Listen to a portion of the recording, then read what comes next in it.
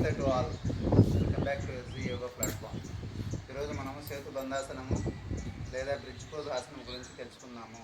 ముందుగా మీరు సిద్ధంగా తయారుగా ఉంచిన మీ యోగా మ్యాట్ పైన నేను చూపిన విధంగా పడుకొని మీ లోయర్ బ్యాక్ బాడీని నడుమును పైకి లేపుతూ అదే సమయంలో మీ రెండు చేతులతో మీ రెండు కాళ్ళను బంధించి నేను చూపిన విధంగా మీ లోయర్ బ్యాక్ బాడీని నడుమును ఎంత వీలైతే అంత పైకి లేపుతూ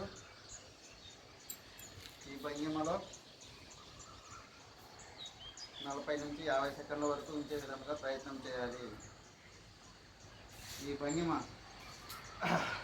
బ్రిడ్జ్ పోజ్లో ఉంటుంది కాబట్టి దీనిని బ్రిడ్జ్ పోజ్ లేదా సేతు బంధాసనము అంటారు. సంస్కృతిలో సేతు బంధాసనం అని అంటారు. ఈ ఆసనం వలన ఉపయోగములు ఫస్ట్ది స్పైన్ ఫ్లెక్సిబిలిటీ ఇంప్రూవ్ అవుతుంది. రెండవది థైరాయిడ్ గ్లాండ్ స్టిమ్యులేట్ అవుతుంది. మూడవది అబ్డామినల్ ఆర్గన్ స్టిమ్యులేట్ అవుతుంది. నాలుగవది డైజెషన్ ప్రక్రియ మెండు అవుతుంది. ఐదవది స్ట్రెస్ యాంగ్జైటీ రిలీవ్ అవుతుంది. ఆరవది లోయర్ బ్యాక్ పెయిన్ ఉన్న వాళ్ళకు మంచి ఉపయోగం ఆసనము. Thank you for watching my video.